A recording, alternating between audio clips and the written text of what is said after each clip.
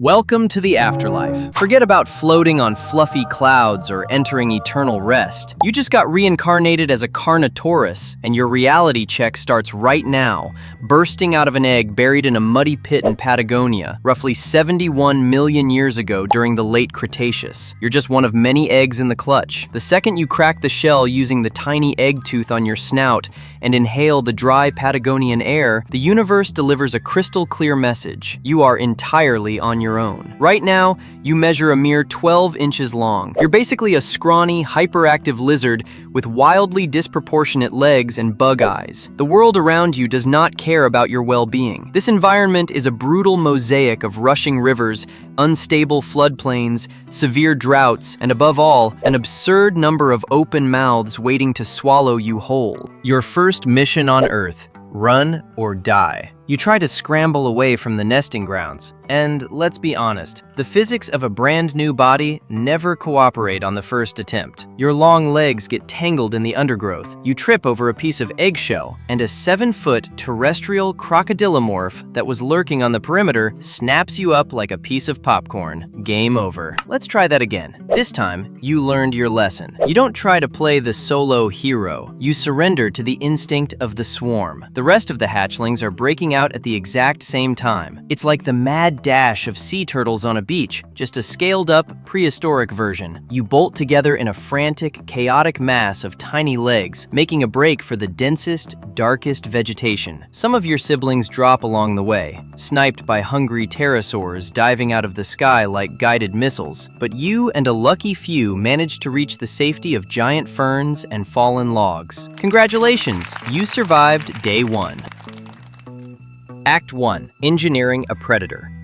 There is zero time to process the trauma of almost becoming a snack. Your brain is the size of a plum, running a primitive operating system with only 2 main programs on an endless loop: don't die and eat everything that moves and fits in your mouth. Right now, don't die is flashing red in maximum alert, because this ecosystem features actual monsters patrolling the shadows. You grow at an alarming rate, fueled by a hot-blooded metabolism that burns through calories like a furnace. Your genetic destiny is to become a large-scale apex predator, 26 feet of raw length, 10 feet tall at the hips, and nearly 1.5 tons of pure, unadulterated muscle and bone. But as your body expands, you start to notice something deeply bizarre happening to your front limbs. They've completely stopped growing. Seriously, while your hind legs transform into powerful pillars, your arms remain tiny, shriveled stubs with a ridiculously short forearm and 4 vestigial fingers that barely move. Tyrannosaurus rex at least had 2 functional fingers with claws. You can't grip anything, you can't scratch an itch, you can't even give a thumbs up. From a practical standpoint, your arms are pure evolutionary comedy. Maybe they'll serve as some ridiculous visual prop for a mating dance down the road, but for hunting, they are completely useless. But don't sink into an existential crisis just yet. Evolutionary design compensated for those useless arms by giving you an absurd upgrade elsewhere. Your legs have grown incredibly long, streamlined at the ankles and ridiculously muscular at the base of your tail. This is all thanks to a massive muscle called the caudofemoralis. In Carnotaurus, the tail vertebrae feature giant anchor-shaped crests, allowing this muscle, which anchors the tail directly to the leg bones, to become absolutely massive. You aren't just another meat-eating dinosaur. Mechanically speaking, you are one of the fastest large theropods to ever walk the earth. You are an elite biological drag racer, capable of clocking speeds past 30 miles per hour in a straight line. Forget grappling or wrestling with your prey. Your primary weapon is pure, explosive acceleration. And, of course, we can't forget your most famous feature, the horns. 2 imposing, blade-like, bony crests jutting out right above your eyes. You are completely unique among the large predators of your era because of this. What are they for? The scientific community in your past life debated this fiercely, but now you know firsthand. They make an excellent visual billboard to flexing your dominance, but they also function as high-performance shock absorbers for headbutting rivals.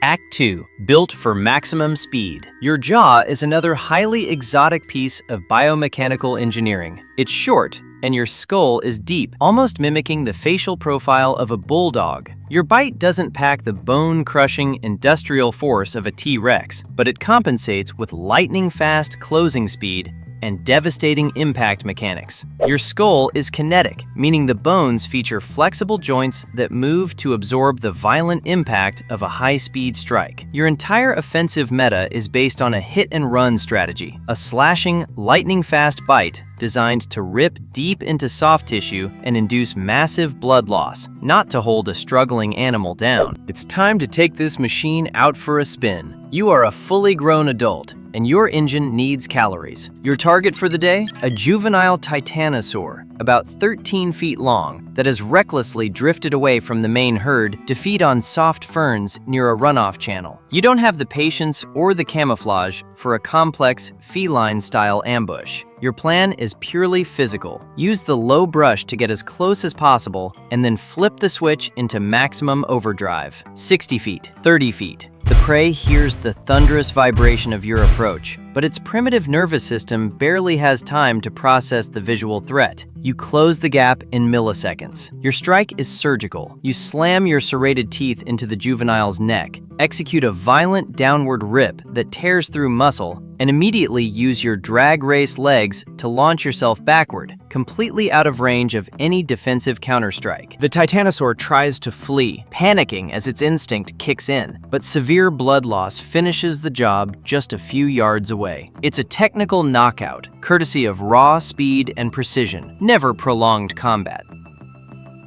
Act 3. The Scaled Loner. But life at the top of the food chain isn't a glamorous Hollywood movie. There is no becoming a pack alpha here, and there is no cooperative community. All signs point to Carnotaurus being a fiercely solitary hunter. No squad to watch your back, no siblings to pull guard duty while you sleep. This means your brain is in a state of high alert, 24/7 hypervigilance. Even as you tear into the fresh meat of your kill, your sideways-facing eyes constantly scan the horizon. Other opportunists, including larger, hungrier members of your own species, are always patrolling the territory, ready to hijack your meal by force, or, if you let your guard down, turn you into the main course. Your skin, however, is a masterpiece of natural armor. You take pride in it because you know from your past life's memories that you are one of the exceptionally rare carnivorous dinosaurs whose skin texture fossilized well enough for future humans to actually study. There are no feathers or downy fluff for insulation here.